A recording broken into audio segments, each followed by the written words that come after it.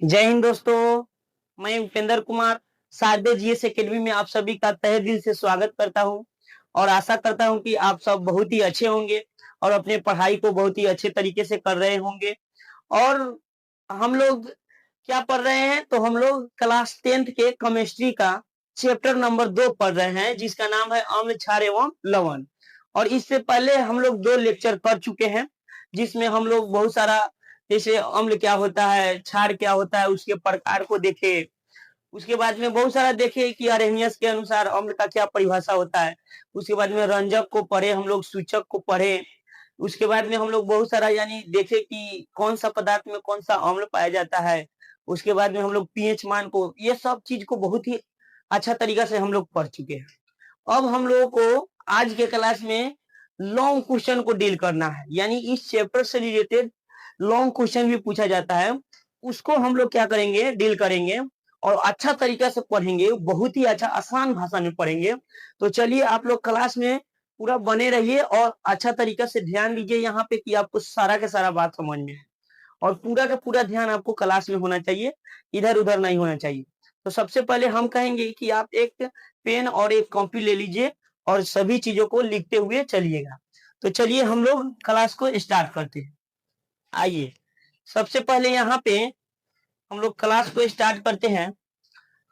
हम लोग कुछ चीजें के बारे में पढ़ चुके हैं, जैसे आपको बताना होगा कि हम लोग इससे पहले कक्षा में हम पढ़े हैं कि पीएच मान पढ़े हैं, यानी हम लोग इससे पहले कक्षा में पढ़े हैं कि पीएच मान क्या होता है। तो पीएच मान क्या होता है हम लोग पढ़ चुके हैं। आपसे मेरा सवाल क्या रहेगा कि आपको बताना है हमको कि बताइए खून का जो पीएच मान होता है, खून का पीएच मान कितना होता है, बताइए आप हमको कितना होता है, बोलिए जल्दी से बोलिए कि खून का पीएच मान कितना होता है। उसके बाद में बताइए, उसके बाद में क्या होता है HCl, जिसको हम लोग बोलते हैं जठर रस, जो पेट से स्रावित होता है। HCl बताइए इसका कितना होता है, चलिए बताइए। उसके बाद में नींबू रस के बताइए पीएच मान कितना होता है, जल्दी से बोलिए आप लोग, इस सब का पीएच मान जल्दी से आपको बताना है। उसके बाद में मिल्क ऑफ मैग्नीशिया, जिसको MgOH के होल ट्वाइस बोलते हैं, इसका बताइए कितना होता है, जल्दी जल्दी बताइए। उसके बाद में NaOH, जिसको कास्टिक सोडा बोलते हैं, इसका बताइए कितना होता है, जल्दी से बताइए। तो हम लोग जान चुके हैं, इससे पिछले कक्षा में आपको इधर भी कुछ सवाल दे रहे हैं, जल्दी से बताइएगा कि दही में कौन सा अम्ल पाया जाता है, दही में कौन सा अम्ल पाया जाता है। उसके बाद में सेब में कौन सा अम्ल पाया जाता है, बताइए सब कोई। उसके बाद में बताना है आपको, क्वेश्चन है कि अम्लीय जो विलयन होता है, अम्लीय विलयन का पीएच मान कितना होता है, बताइए अम्लीय विलयन का पीएच मान कितना होता है, का पीएच मान बताना है आपको, जल्दी से बताइए। इतना सारा सवाल के आंसर दीजिए आप लोग जल्दी से, हम लोग रिवाइज करेंगे, उसके बाद हम लोग आगे चलेंगे। तो बताइए खून का पीएच मान कितना होता है, जिसको ब्लड बोलते हैं, तो कितना होता है 7.4 होता है। कितना होता है 7.4। और जो HCl होता है इसका लगभग 1 के बराबर होता है, कितने के बराबर होता है, लगभग में 1 के बराबर होता है। उसके बाद नींबू रस के क्या होता है बताइए, जल्दी बताइए, कल हम लोग पढ़े हैं। तो नींबू रस के क्या होता है 2.2 होता है। उसके बाद में ये बोलिए ये इसका कितना होता है, उसके बाद में इसका कितना होता है, तो इसका कितना होता है, यानी कास्टिक सोडा जिसको सोडियम हाइड्रोक्साइड बोलते हैं, तो इसका आपका होता है 14 होता है। और मिल्क ऑफ मैग्नीशिया होता है, जिसको इसको एंटासिड के नाम से भी जानते हैं, तो इसका कितना होता है 11 होता है ना। उसके बाद में बताइए कि दही में कौन सा अम्ल पाया जाता है, तो दही में आपको याद होगा कि लैक्टिक अम्ल पाया जाता है। कौन सा अम्ल पाया जाता है, लैक्टिक अम्ल पाया जाता है। उसके बाद में आपको बताना है, जल्दी से बताइए कि सेब में कौन सा अम्ल पाया जाता है, तो सेब में कौन सा अम्ल पाया जाता है, मौलिक अम्ल पाया जाता है। कौन सा अम्ल पाया जाता है, मौलिक अम्ल पाया जाता है। और पेट में कौन सा अम्ल पाया जाता है बताइए, पेट में कौन सा अम्ल पाया जाता है, जिसको हम लोग अमाशय बोलते हैं, तो इसमें HCl अम्ल पाया जाता है, जिसको हम लोग क्या बोलते हैं, तो हाइड्रोक्लोरिक अम्ल बोलते हैं। चलिए अब आप जवाब दीजिए कि अम्लीय विलयन होता है उसका पीएच मान कितना होता है। उसके बाद में साथ ही साथ जवाब देना है कि क्षारीय विलयन का पीएच मान कितना होता है। उसके बाद में देना है कि उदासीन विलयन का पीएच मान कितना होता है। जल्दी जल्दी जवाब दीजिए आप लोग। लिखिए कमेंट में कि अम्लीय विलयन का पीएच मान कितना होता है, बताइए। तो आप लोग पढ़ चुके हैं कि अम्लीय विलयन का जो पीएच मान होता है 7 से कम होता है। क्या होता है? 7 से कम होता है। और जो क्षारीय विलयन होता है इसका मान पीएच मान 7 से कथी होता है? अधिक होता है। क्या होता है? अधिक होता है ना अधिक। उसके बाद बताइए उदासीन विलयन का पीएच मान कितना होता है? 7 होता है। तो आप हमको बताइए कि जो साधारण नमक होता है उसका पीएच मान बताइए। साधारण नमक का पीएच मान बताइए, आप जल्दी से बताइए कि साधारण नमक का पीएच मान कितना होता है। तो हम लोग पढ़ चुके हैं कि साधारण नमक का पीएच मान कितना होता है? 7 होता है। उसके बाद में शुद्ध जल का पीएच मान बताइए कितना होता है। तो शुद्ध जल का पीएच मान भी कितना होता है? तो 7 होता है। तो चलिए इतना सारा चीज हम लोग क्या कर लिए? डिवाइड कर लिए। अब हम लोग अपने क्लास की ओर बढ़ते हैं, अपने टॉपिक की ओर बढ़ते हैं। तो सब कोई ध्यान से देखिए। अब हम लोग बढ़ेंगे आगे। अब देखेंगे कि क्या पढ़ना है हमको आज। तो आज हम लोग पढ़ेंगे हमारे दैनिक जीवन में पीएच का महत्व को पढ़ेंगे। यानी आज हम लोग पढ़ेंगे, ध्यान से देखिएगा, बहुत ही अच्छा टॉपिक है। आज हम लोग पढ़ेंगे कि हमारे दैनिक जीवन में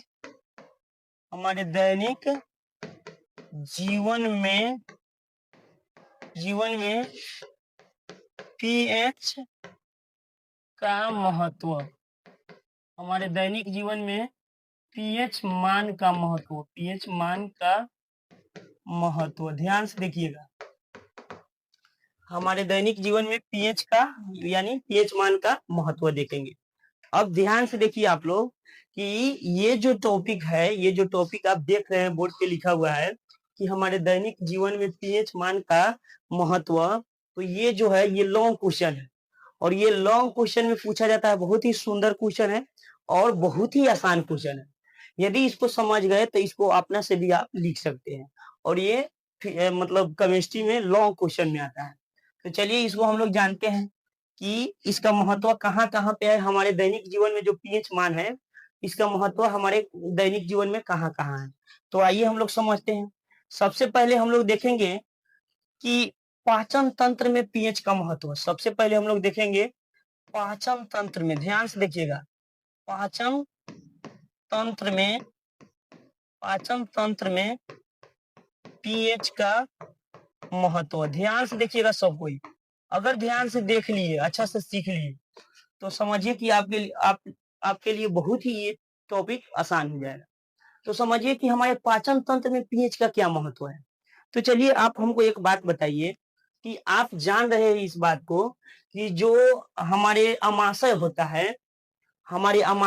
है, ये हमारे मान लीजिए कि अमाशय है। क्या है? अमाशय है। ये क्या है? अमाशय है। ध्यान से देखिएगा, ये अमाशय है। और होता क्या है, जब इसमें खाना आता है यानी भोजन आता है, क्या होता है? भोजन आता है।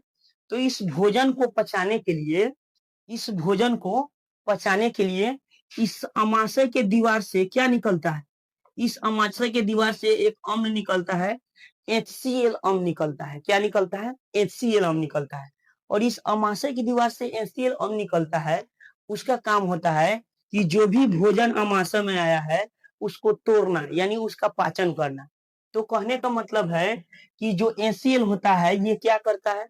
ये भोजन को पचाने में सहायता करता है। HCl जो अम्ल आप देख रहे हैं जो अमाशय के दीवार से निकलता है, यानी अमाशय के दीवार से निकलता है, तो ये करता क्या है? ये जो अमाशय में भोजन आता है उस भोजन को पचाने में क्या करता है? तो भोजन को पचाने में सहायता करता है। अब कभी कभी होता क्या है कि जैसे मान लीजिए कभी कभी होता है कि खाना नहीं पचा, जैसे HCl का काम होता है कि खाना को पचाना, और ये लिमिट मात्रा में स्रावित होता है हर रोज। जैसे आप कह सकते हैं 3 से 4 लीटर स्रावित होता है हर रोज खाना को पचाने के लिए। अब होता क्या है कि मान लीजिए इसमें खाना आ गया, खाना पचा नहीं, तो जो अम्ल स्रावित होगा है उस अम्ल से खाना नहीं पचा, तो इस भीति से और अम्ल स्रावित होगा। तो इस स्थिति में अम्ल की मात्रा क्या होगा? इसमें ज्यादा हो जाएगा। तो अम्ल की मात्रा ज्यादा हो जाएगा तो आप बताइए हमको कि जब अम्ल की मात्रा ज्यादा हो जाएगा तो इस जो अमाशय है इसमें अम्ल की मात्रा ज्यादा हो जाएगा। अब अम्ल की मात्रा ज्यादा हो जाएगा तो वही हम लोग कहते हैं कि क्या हो जाएगा, अब अम्ल की मात्रा ज्यादा हो जाएगा तो आपको खट्टा खट्टा ढेकार आएगा, या खट्टा खट्टा ढेकार आएगा, या आपको थोड़ा थोड़ा सा मीठा मीठा दर्द आएगा। तो इसी को हम लोग क्या बोलते हैं कि गैस हो गया है। क्या बोलते हैं? गैस हो गया है, थोड़ा थोड़ा दर्द करता है। और इसी को हम लोग बोलते हैं कि हमारे क्या हो गया है, गैस हो गया है। तो इसके उपचार के लिए हम लोग क्या करते हैं, इसके उपचार के लिए हम लोग जो अम्ल इसमें ज्यादा मात्रा में हो गया है, इसमें अम्ल ज्यादा मात्रा में हो गया है, तो इसके उपचार के लिए हम लोग किस चीज का सेवन करते हैं, तो हम लोग एंटासिड लेते हैं। क्या लेते हैं? एंटासिड लेते हैं। एंटासिड के मतलब बता चुके हैं हम आपको। एंटासिड मतलब जो अम्ल के प्रभाव को खत्म कर दे। एंटासिड में आपका क्या हो गया, इनो हो गया। क्या हो गया? इनो हो गया, जिसका नाम सुने हो ये। उसके बाद में मिल्क ऑफ मैग्नीशिया हो गया, जिसको हम लोग क्या बोलते हैं, MgOH के होल ट्वाइस। उसके बाद में खाने वाला सोडा, ये सब क्या है, एंटासिड। और इस एंटासिड के मदद से क्या करते हैं, जब गैस हो जाता है तो नहीं कहता है लोग कि जाइए इनो पी लीजिए। तो जैसे हम लोग इनो पीते हैं तो अम्ल के प्रभाव को क्या कर देता है इनो, ये क्षारीय होता है, तो ये अम्ल के प्रभाव को नष्ट कर देता है और हमको बहुत ही रिलैक्स फील होता है, बहुत ही सुकून फील होता है। तो हम लोग क्या करते हैं, तो सुकून फील करते हैं। तो इस बात को आप लोग समझ गए।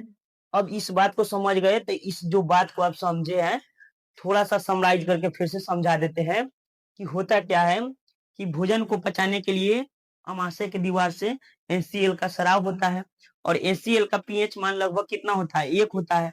तो जब फिक्स मात्रा में स्राव होता है, यानी अधिक मात्रा में नहीं होता है, नियत मात्रा में होता है, तो क्या होता है, हमारे पेट को कोई नुकसान नहीं होता है। लेकिन यही जब ज्यादा मात्रा में स्राव हो जाता है अपच की स्थिति में, तो होता क्या है कि उसी को हम लोग अपच के मात्रा में ज्यादा, अपच के स्थिति में ज्यादा मात्रा में स्राव हो जाता है, तो वही क्या मतलब ज्यादा अम्ल हो जाता है और खट्टा खट्टा ढेकार आने लगता है। तो उसी को हम लोग बोलते हैं कि गैस बन गया है, और उसके उपचार के लिए हम लोग क्या करते हैं, एंटासिड का प्रयोग करते हैं। तो चलिए ध्यान से जो बात अभी हम लोग पढ़े हैं उसको यहाँ पे जल्दी से नोट कर लीजिए। देखिए क्या लिखा है। लिखा है कि हमारे दैनिक जीवन में पीएच का क्या महत्व है। तो देखिए लिखे हैं कि निम्न महत्व है। पहल का नंबर लिखे हैं कि पाचन तंत्र में पीएच का महत्व। ध्यान से देखिए क्या लिखे है कि हमारे पेट में NaCl अम्ल बनते हैं, ठीक है, जो हमारे भोजन को पचाने में क्या होते हैं, सहायक होते हैं। जो हमारे भोजन को पचाने में क्या होते हैं, सहायक होते हैं। और इसका पीएच मान लगभग 1 होता है। इससे इससे पेट का कोई नुकसान नहीं होता, यानी कहने का मतलब जो नियत मात्रा में होता है तो उसका पीएच मान 1 होता है, तो पेट का कोई नुकसान नहीं होता है। इससे पेट का कोई नुकसान नहीं होता है, किंतु देखिए ध्यान से यहाँ पे क्या लिखा है, किंतु अपच के कारण जब पेट में NaCl अधिक बन जाता है, अपच के जब स्थिति आता है तो उसको पचाने के लिए पेट में अधिक NaCl बन जाता है, जिसके कारण पेट के पीएच मान क्या हो जाता है, यहाँ पे लिखिएगा कम हो जाता है। ज्यादा NaCl बनेगा तो क्या होगा, पीएच मान कम होगा। तो पीएच मान कम हो जाता है और पेट में गैस और जलन होने लगती है। पेट में क्या होने लगती है, गैस और जलन होने लगती है। इससे बचने के लिए हम लोग क्या, कौन सा पदार्थ का प्रयोग करते हैं, तो एंटासिड का प्रयोग करते हैं। जल्दी से इसको नोट कर लीजिए, हम लोग दूसरा महत्व को देखते हैं।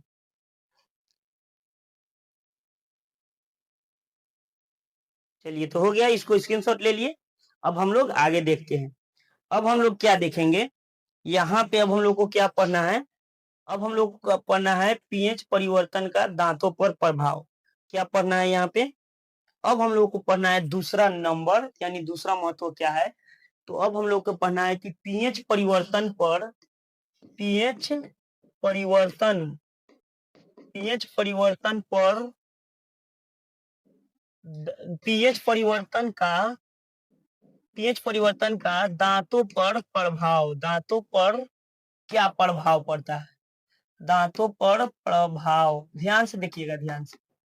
यहाँ पे इस पॉइंट का मतलब क्या है कि हम लोग पहले का पॉइंट पढ़ लिए कि पाचन तंत्र में पीएच का महत्व होता है।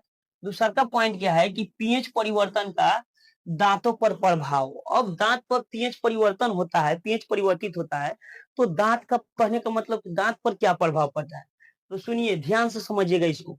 देखिए होता क्या है, जब हम मीठा भोजन करते हैं, होता क्या है, मान लीजिए ये ये जबड़ा हो गया और इसी में क्या रहता है, दांत रहता है, ऐसे ऐसे ध्यान से देखिएगा। ये क्या हो गया, दांत हो गया ये सब। अब होता क्या है कि जब हम मीठा भोजन करते हैं तो भोजन के कण जाके यहाँ पर क्या हो जाता है, फंस जाता है। भोजन के कण हमारे दांतों में जाके क्या हो जाता है, फंस जाता है। और जब हमारे दांतों में फंस जाता है, और होता क्या है, जब हम सोते हैं तो कभी कभी ऐसा मुंह खोल के सोते हैं, तो उस स्थिति में होता क्या है कि जो भी हवा में बैक्टीरिया उड़ रहा होता है, तो उस वो बैक्टीरिया क्या होता है कि आके इस भोजन पे चिपक जाता है और इस भोजन को कथी में बदल देता है, चिपक कर, यानी भोजन से अभिक्रिया करके उसको कथी में बदल देता है, तो अम्ल में बदल देता है। क्या हो जाता है, अम्ल में बदल देता है। और अम्ल में बदल देता है तो मुंह में अम्ल की मात्रा अधिक हो जाता है। तो सीधी बात है, अगर अम्ल की मात्रा अधिक हो जाता है तो पीएच मान घटेगा, क्योंकि जितने ज्यादा अम्लीय रहेगा पीएच मान उतना ही कम रहेगा। तो इसको क्या कर देता है, ये भोजन के जो कण है, इस भोजन के कण को बैक्टीरिया, इस भोजन को कण को बैक्टीरिया क्या कर देता है, अम्ल में परिवर्तित कर देता है। क्या कर देता है, अम्ल में परिवर्तित कर देता है, जिसके कारण मुंह का जो पीएच मान होता है 5.5 से क्या हो जाता है, कम हो जाता है। मुंह का पीएच मान क्या हो जाता है, 5.5 से कम हो जाता है। और जब पीएच मान, मुंह का पीएच मान 5.5 से कम हो गया, तो उस स्थिति में क्या होता है, जो दांत के ऊपरी परत है जिसको हम लोग इनामेल बोलते हैं, इनामेल क्या होने लगता है, क्षतिग्रस्त होने लगता है। इनामेल क्या होने लगता है, अम्ल के प्रभाव में आके खराब होने लगता है। तो इस स्थिति में हम लोग करते क्या है, तो इस स्थिति में हम लोग क्या करते हैं कि यहाँ पे तो अम्ल की मात्रा मुंह में बढ़ गया है, तो इस अम्ल को क्या होता है कि हमारे मुंह में जो लार निकलता है, हमारे मुंह में लार निकलता है, ये लार कैसा होता है, तो ये लार क्षारीय होता है। कैसा होता है, क्षारीय होता है। तो ये जो लार होता है ना, हल्का क्षारीय होता है। तो ये लार अम्ल के कुछ भाग को उदासीन कर देता है, यानी अम्ल के कुछ भाग को प्रभाव से खत्म कर देता है, और जो शेष भाग अम्ल के बचा रहता है वो इनामेल को क्या करता है, क्षतिग्रस्त करता है। तो इनामेल को क्षतिग्रस्त करता है, यानी हमारे दांत को क्या करता है, खराब करता है। इसीलिए कहा जाता है कि रात में मीठा भोजन ना करिए। अगर रात में मीठा भोजन करते हैं और मुंह खोल के सोते हैं तो बैक्टीरिया क्या होगा, उस भोजन पे पड़ेगा प्रभाव, क्या होगा, बैक्टीरिया उस भोजन पे बैठेगा और भोजन के कण को अम्ल में बदल देगा, जिसके कारण आपके मुंह का पीएच मान कम हो जाएगा, 5.5 से कम हो जाएगा, और आपका जो दांत के इनामेल होता है वो क्षतिग्रस्त होने लगेगा। तो इसलिए कहा जाता है कि अगर रात में खाना भी खाते हैं, जनरली अगर खाना भी खाते हैं तो कहा जाता है कि मुंह धोकर सोइए, लेकिन कितना आदमी है जो मुंह धोकर सोता है, सब कोई खा लेता है, एक छिपा ठूस लेता है, सो जाता है ऐसे। तो इसीलिए नियमता कहता है कि 2 बार मुंह धोना चाहिए, एक दाल सुबह और एक दाल शाम खाने के बाद। लेकिन हम लोग करते क्या है, एक बार मुंह धोते हैं। तो इस तरह से इस पॉइंट को समझ गए कि हमारे दांत पर जो अम्ल में परिवर्तन होता है, यानी अम्ल पर है पीएच मान में परिवर्तन होता है, तो दांत पर क्या प्रभाव पड़ता है, इस बात को आप लोग क्या कर लिए, समझ गए। तो इस बात को समझ गए तो इस बात को हम लोग लिख भी लेंगे। आइए यहाँ पे लिखाते हैं, लिखना होगा आपको यहाँ पे, तो लिख लीजिए जल्दी से, स्क्रीनशॉट ले लीजिए और इस बात को लिख लीजिए। ध्यान से देखिए, यहाँ पे लिखा है, यहाँ पे देखिए ध्यान से क्या लिखा है कि पीएच परिवर्तन का दांतों पर क्या प्रभाव पड़ता है। तो देखिए यहाँ पे अच्छा से लिखा है, फ्रेश फ्रेश लिखा है कि हम जब मीठा भोजन करते हैं तब यह मतलब कौन, भोजन, यह मुंह में मौजूद बैक्टीरिया, यानी हवा में और मुंह में भी मौजूद रहता है, तो मुंह में मौजूद बैक्टीरिया द्वारा अपघटित होकर, कौन, भोजन अपघटित होकर अम्ल बनाता है। क्या बनाता है, अम्ल बनाता है। और जब अम्ल बनाएगा तो पीएच मान क्या होगा, कमी होगा पीएच मान में। जब मुंह का पीएच मान 5.5 से कम हो जाता है तब दांत के इनामेल क्षतिग्रस्त होने लगते हैं। क्या होने लगते हैं, क्षतिग्रस्त होने लगते हैं। उसके बाद में लिखा है कि मुंह का लार क्षतिग्रस्त होने लगते हैं। अब इस स्थिति में क्या होता है, मुंह का जो लार होता है वो क्या होता है, क्षारीय होता है। क्षारीय होने के कारण क्या होता है, कुछ अंश अम्ल को उदासीन कर देता है, किंतु शेष अम्ल अप्रभावित रह जाता है, और वही अम्ल अप्रभावित रहता है, वही क्या करता है, क्षतिग्रस्त करता है इनामेल को। लेकिन इससे बचने के लिए हम लोग क्या करते हैं, टूथपेस्ट का इस्तेमाल करते हैं। किसका इस्तेमाल करते हैं? टूथपेस्ट का इस्तेमाल करते हैं। और ये जो टूथपेस्ट होता है, ये टूथपेस्ट कैसा प्रवृत्ति को मतलब प्रकृति का होता है? तो ये होता है क्षारीय। याद रखिएगा, आपसे पूछा जाएगा ऑब्जेक्टिव में कि टूथपेस्ट होता है अम्लीय, क्षारीय की उदासीन, तो आपको बताना है।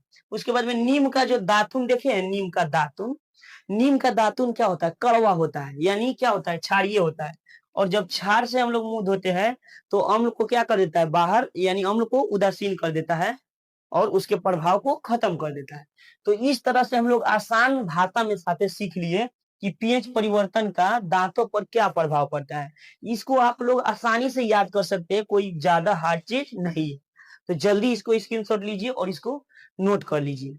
जल्दी से स्क्रीनशॉट ले लीजिए। हो गया? ले लिए स्क्रीनशॉट? तो चलिए अब हम लोग आगे चलते हैं। आगे देखते हैं क्या पढ़ना है।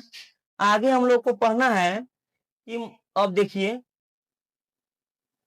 अब हम लोग को पढ़ना है, ध्यान से देखिएगा यहाँ पे।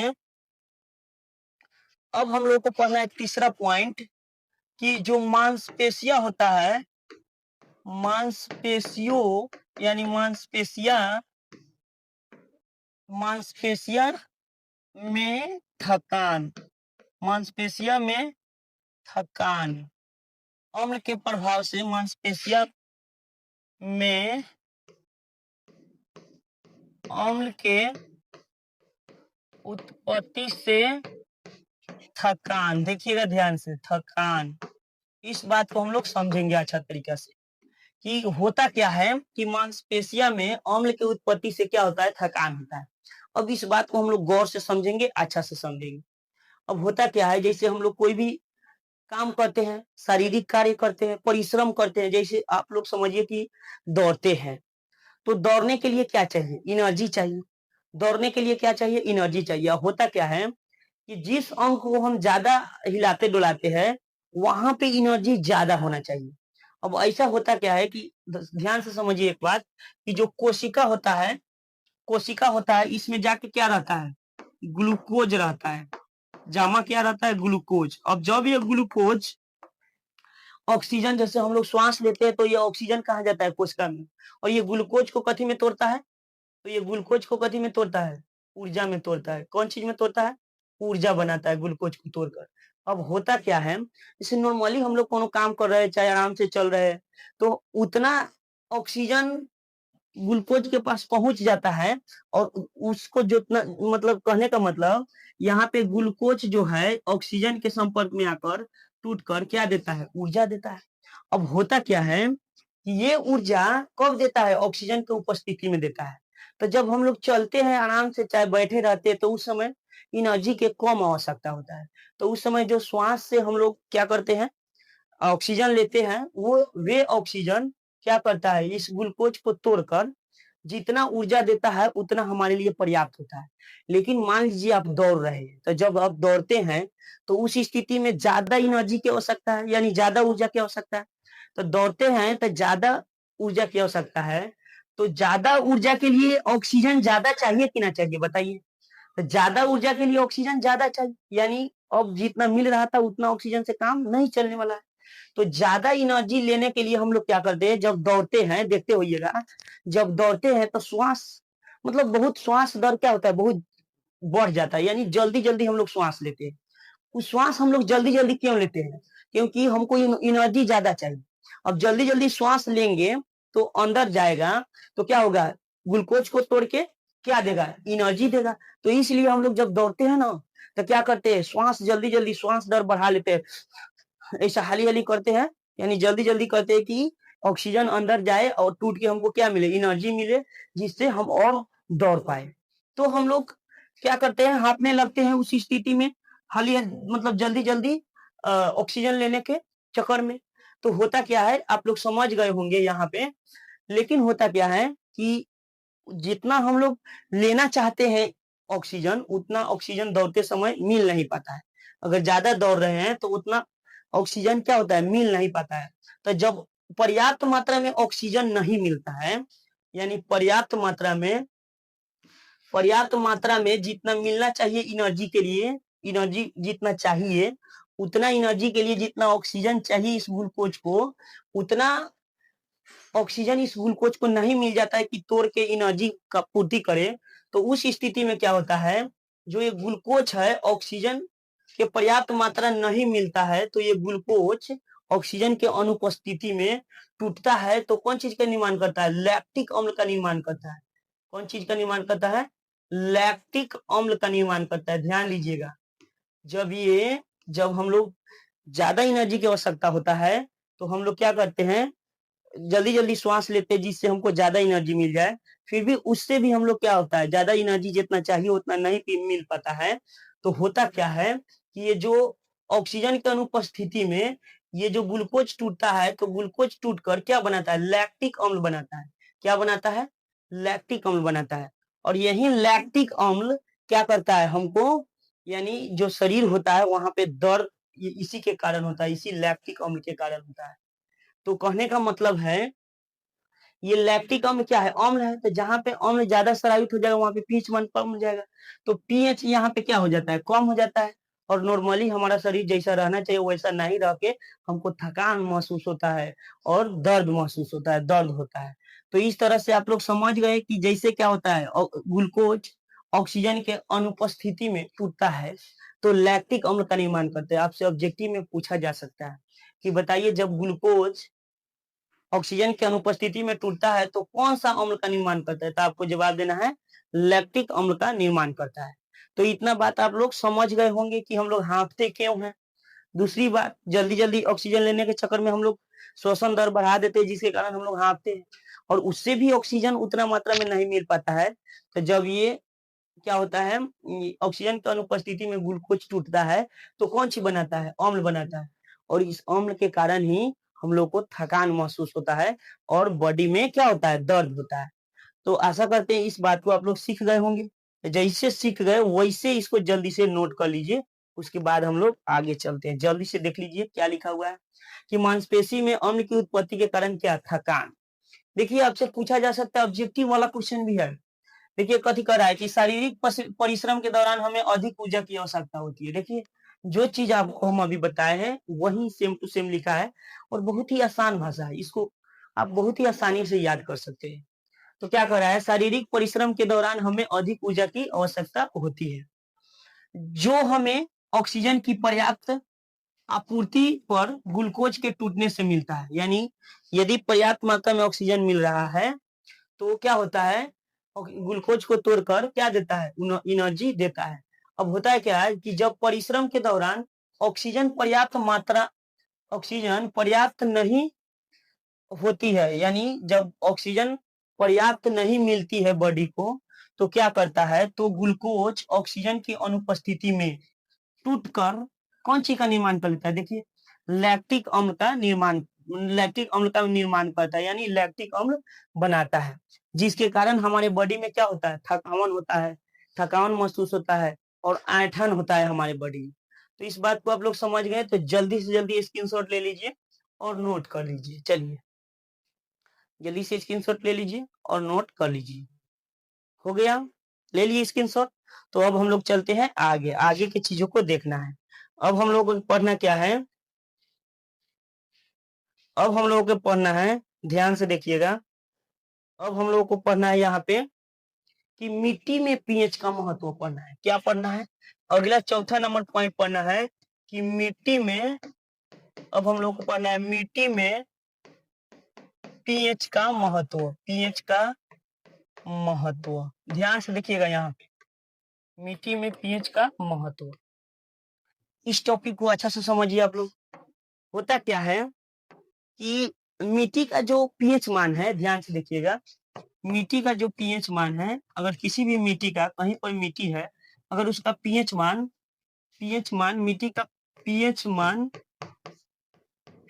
मान अगर 7 के आसपास है, 7 के आसपास है, तो ध्यान से देखिएगा, अगर कहीं पे भी मिट्टी है और उसका पीएच मान 7 के आसपास है, तो उसमें जो फसल होगा बहुत ही अच्छा तरीका से होगा। यानी समझिए कि फसल उसमें लहलहाएगा, बहुत ही अच्छा तरीका से होगा फसल। क्या होगा, बहुत ही अच्छा तरीका से फसल होगा। लेकिन अगर ये 7 के आसपास से अगर अम्ल जो पीएच मान है, पीएच मान अगर 7 के आसपास से ज्यादा कम हो जाता है या अधिक हो जाता है, अगर मान लीजिए अगर इसमें पीएच मान कम हो गया, क्या हो गया, पीएच मान कम हो गया, कम हो जाता है पीएच मान, अगर इसमें पीएच मान कम हो जाता है तो फसल बहुत ही मतलब समझिए ना कि बहुत ही अच्छा नहीं होता है। इस तरह से हम लोग देखेंगे कि फसल अच्छा नहीं होता है।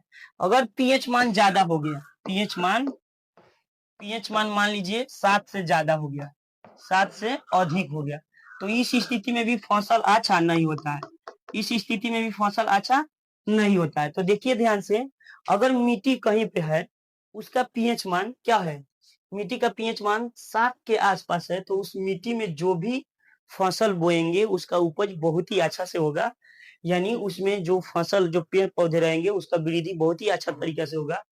लेकिन जब पीएच मान 7 के आसपास यानी 7 से ज्यादा हो जाएगा, 7 से बहुत कम हो जाएगा, तो उस स्थिति में उस मिट्टी में जो भी पेड़ पौधे है उसका वृद्धि बाधित हो जाता है। क्या हो जाता है, रुक जाता है, यानी बाधित हो जाता है।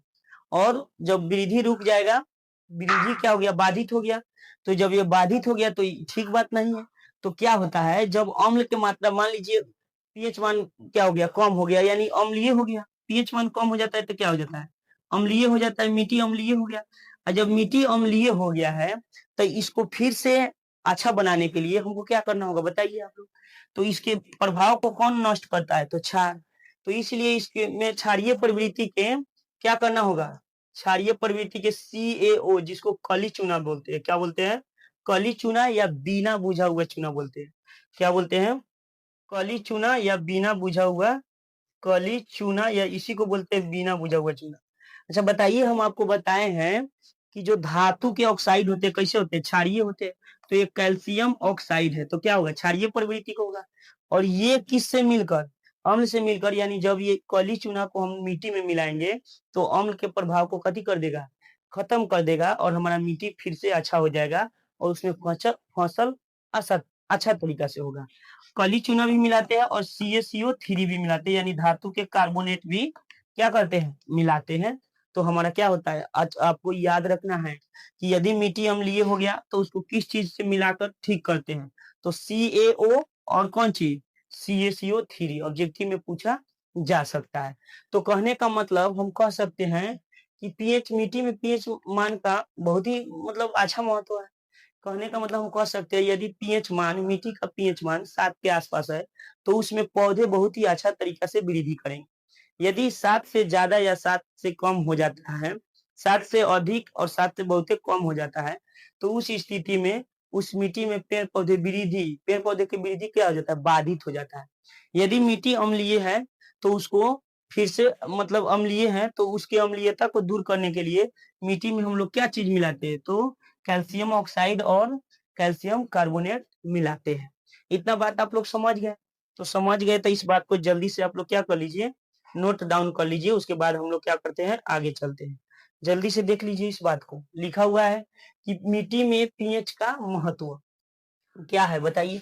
कह रहा है कि पीएच का मान, यानी मिट्टी का पीएच मान 7 के आसपास रहने पर पौधे की वृद्धि अच्छे ढंग से होती है ना, यही पढ़े हम लोग।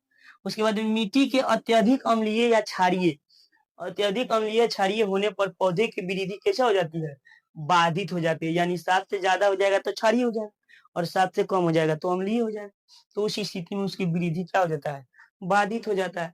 मिट्टी के अत्यधिक अम्लीय होने पर उसमें क्या बनाया जाता है, बताइए, कली चूना मिलाया जाता है जिसको CaO बोलते हैं, या CaCO3 मिलाकर उसके पीएच जो मान है उसको क्या किया जाता है, पीएच को नियंत्रित किया जाता है, यानी नियंत्रण किया जाता है पीएच को। तो इतना बात आप लोग समझ गए, जल्दी से इसको नोट कर लीजिए, उसके बाद हम लोग आगे बढ़ते हैं। चलिए, तो स्क्रीनशॉट ले लिए, अब हम लोग आगे चलते हैं। इसको आप लोग आसानी से याद कर सकते हैं, आराम से याद कर सकते हैं, अलग अलग पॉइंट बना के, यानी जैसे हम पॉइंट नंबर 4 ऐसा एक दिन में एक एक पॉइंट याद कर लीजिएगा तो 5 दिन में ये आपका महत्व याद हो जाएगा। और जब ये याद हो जाएगा तो आप श्योर हो जाएंगे, अगर ये पूछा जाएगा तो आप लोग क्या कर सकते हैं, इसको आराम से लिख सकते हैं, 6 नंबर मिलेगा आपको। उसके बाद यहाँ पे देखिए क्या है, यहाँ पे हमको अगला पॉइंट समझना है, यहाँ पे अगला पॉइंट हमको क्या समझना है, ध्यान से देखिएगा। अब हमको समझना है कि पीएच पीएच मान और जलीय जीव, पीएच और जलीय जीव, पीएच और जलीय जीव, ध्यान से समझिए इस टॉपिक को। यानी पीएच और जलीय जीव, यानी जलीय जीव में, जल में पीएच का क्या महत्व है। तो कहने का मतलब, ध्यान से समझिएगा एक बात कि होता क्या है कि मान लीजिए यहाँ पे कोई तालाब वगैरह है, तालाब है, इसमें क्या है, पानी है। तो इसमें पानी है, तो इसमें जो जीव जंतु है, मछली है और अन्य सभी जीवे है जो पानी में रहते हैं। तो क्या होता है, अगर इसका पीएच मान जितना रहना चाहिए उतना रहेगा, तो इसमें जो मछलियां है, अन्य जीव जंतु है, वो आसानी से सरवाइव कर पाएंगे, यानी आसानी से रह पाएंगे, वास कर पाएंगे। लेकिन होगा क्या कि जब होता है अम्ल वर्षा या कोई अन्य कारण होता है, या चाहे फैक्ट्री वगैरह के जो भी गंदा कचरा होता है जो अम्लीय होता है, उसको क्या कर दिया जाता है, इसमें विसर्जित कर दिया जाता है, यानी बहा दिया जाता है। या चाहे अम्ल वर्षा होता है, तो वर्षा जो जल होता है अम्लीय होता है, अम्ल वर्षा के जल। तो ये जल क्या होता है, जब नदी तालाब में जाता है, तो इसमें क्या होता है, जब अम्ल इसमें प्रवेश किया तो इसमें भी सबको भी क्या कर देगा, अम्लीय कर देगा। तो जब अम्लीय कर देगा, इसमें भी क्या हो जाएगा, अम्ल की मात्रा बढ़ जाएगा। तो इसका पीएच मान बताइए घटेगा कि नहीं घटेगा। तो इसका पीएच मान, इसके जल का पीएच मान क्या हो जाएगा, घट जाएगा। और जब इसके जल का पीएच मान घट जाएगा, तो जिस स्थिति में रह रहा था ये मछलियां चाहे अन्य जीव, वो अब उस स्थिति में नहीं रह पाएंगे, यानी उसके जीवन पर क्या आ जाएगा, संकट आ जाएगा, उसके अस्तित्व संकट में पड़ जाएंगे, यानी उसके अस्तित्व पर क्या आ जाएगा, संकट आ जाएगा। कहने का मतलब है कि जब इसमें जो अन्य जीव है और मछलियां है तभी सरवाइव कर पाएगा, जब एक निश्चित सीमा में अम्ल की मात्रा यानी अम्लीय रहेगा। अगर वर्षा के कारण अम्ल की मात्रा बढ़ गया, तो उस स्थिति में क्या होगा कि इसमें सरवाइव कर रहे जीव क्या हो जाएगा, यानी संकट ग्रस्त हो जाएगा, संकट में आ जाएगा, खत्म होने लगेगा। तो पीएच मान का भी जलीय जीवों में, यानी जल में जलीय जीवों के जीवन पर बहुत ही बड़ा महत्व रखता है पीएच मान। तो इस बात को भी हम लोग क्या करेंगे, नोट डाउन करेंगे। जल्दी से नोट डाउन कर लीजिए, कोई यहाँ पे देखिए ध्यान से और इसको नोट डाउन करिए। देखिए क्या लिखा हुआ है, पढ़िए ध्यान से। लिखा हुआ है पीएच और जलीय जीव, यानी पांचवा पॉइंट हमारा क्या हो गया, पीएच और जलीय जीव। अब देखिए क्या लिखा हुआ है कि जल का पीएच मान एक निश्चित सीमा के अंदर रहने पर उसमें वास करने वाली मछलियां तथा अन्य जीव सुरक्षित रहते हैं। अन्य जीव कैसे रहते हैं, सुरक्षित रहते हैं। अम्ल वर्षा या अन्य कारणों से जल, नदियों, तालाबों, जल अन्य कारणों से जल, नदियों, तालाबों का पीएच बहुत कम हो जाता है, तो जलीय जीवों का अस्तित्व क्या हो जाता है, संकट में पड़ जाता है। इस बात को आप लोग समझ गए। तो इसको भी क्या कर लीजिए, नोट डाउन कर लीजिए, क्योंकि हमको इस सब से 6 नंबर चाहिए। तो ये सभी पॉइंट आपको पीएच के महत्व में क्या करना होगा, लिखना होगा। एक एक करके इसको आप आसानी से याद कर सकते हैं। हो गया। तो चलिए आगे हम लोग, अब हम लोग कुछ पढ़ेंगे लवण के बारे में। ध्यान से देखिए आप लोग कि अब हम लोग कुछ लवण के बारे में पढ़ेंगे।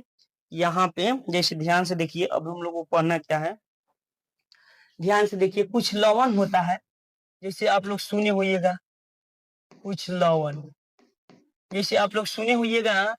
एक तो होता है क्या, साधारण नमक। क्या होता है, साधारण, ये भी लवण है, साधारण नमक होता है। एक क्या होता है, सेंधा नमक होता है, पढ़े हैं, सेंधा नमक, या इसी को बोलते हैं क्या, काला नमक बोलते हैं ना। और तीसरा हम लोग को पढ़ना है आयोडीन युक्त नमक, आयोडीन युक्त नमक। ध्यान से देखिए, ये तीनों चीज को हम लोग पढ़ेंगे। अब देखिए ध्यान से, सबसे पहले हम लोग साधारण नमक के बारे में जानते हैं। तो साधारण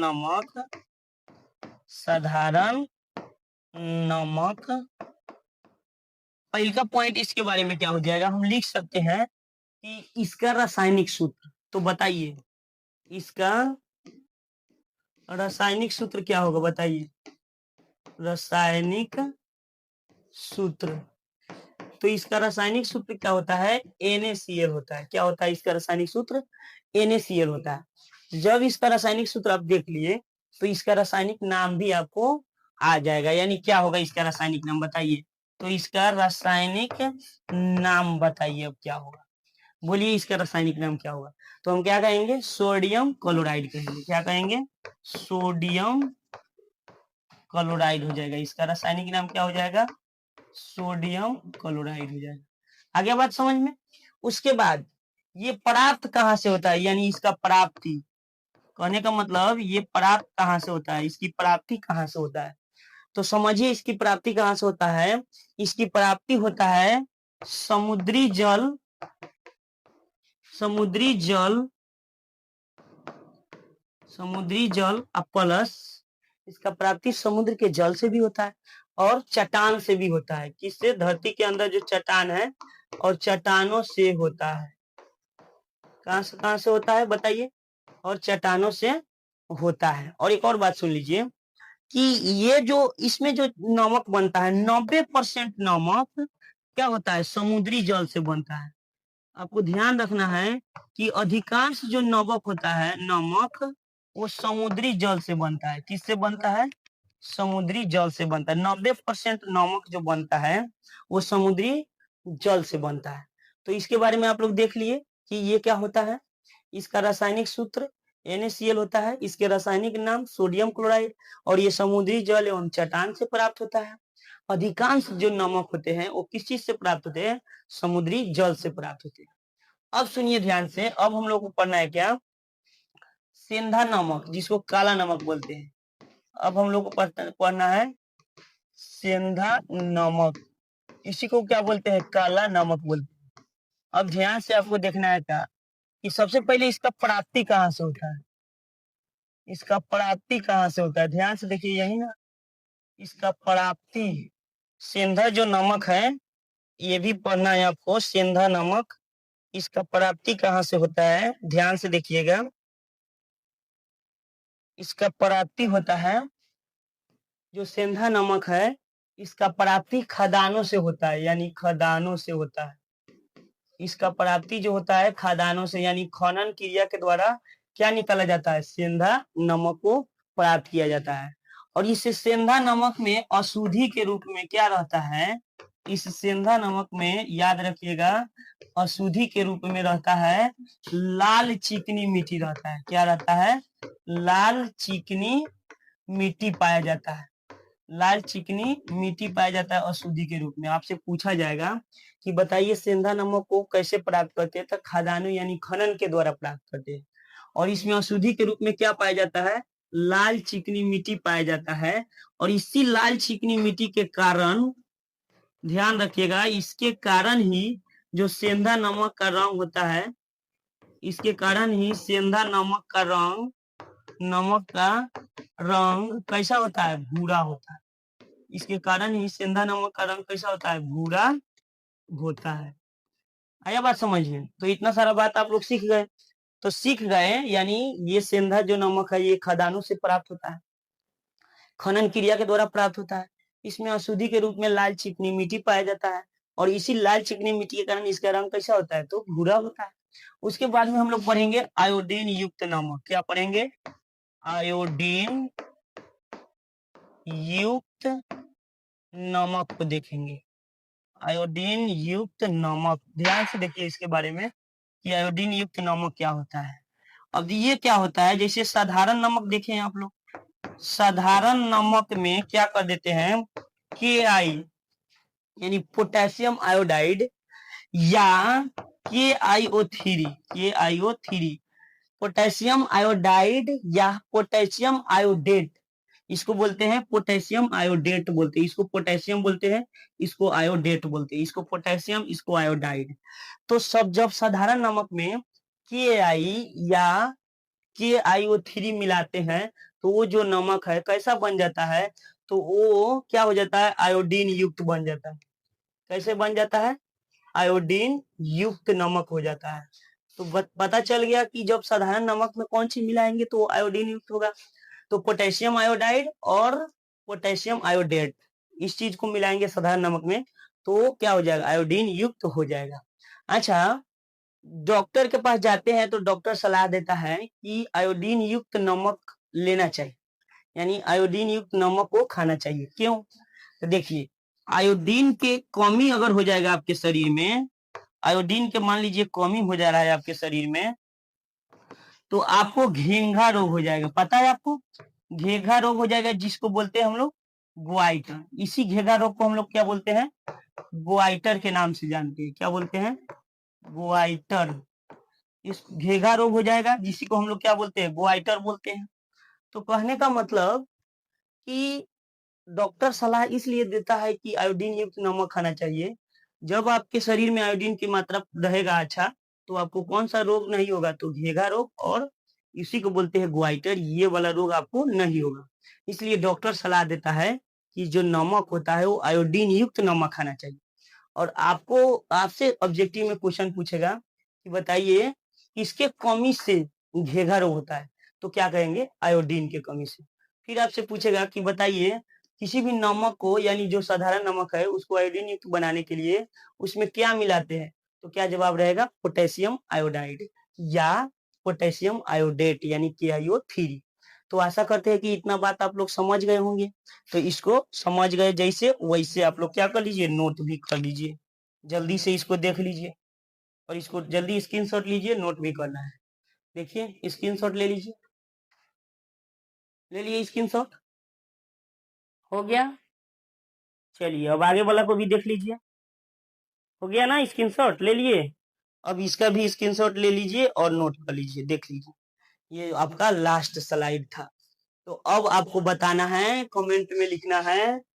अब आपको कमेंट में लिखना है कि बताइए कि क्लास आपको कैसा लगा, कैसा लगा। और यदि क्लास आपको अच्छा लगा तो आप इस क्लास को शेयर कीजिए, सब्सक्राइब कीजिए एंड लाइक कीजिए। और हम लोग आज के क्लास को इतना ही तक रहने देते हैं। फिर हम अगले क्लास में आपसे मिलेंगे और अच्छे टॉपिक को लेकर, इससे आगे वाले टॉपिक को लेकर, और इसी तरह हम लोग आसान आसान शब्दों में पढ़ते जाएंगे। खाली बस आप विश्वास बनाए रखिए और ये सभी जितना चीज पढ़ाया जा रहा है पढ़ते जाइए। इतना समझ जाइए, दूसरा के नोट्स से आप नोट्स मिलाइएगा तो कहीं ना कहीं आपका ही नोट्स बेहतर होगा। तो इसलिए हम कहेंगे कि अच्छा से पढ़ते जाइए और अच्छा से पढ़ाई कीजिए, अपने तैयारी में लगे रहिए। जय हिंद, थैंक यू, धन्यवाद।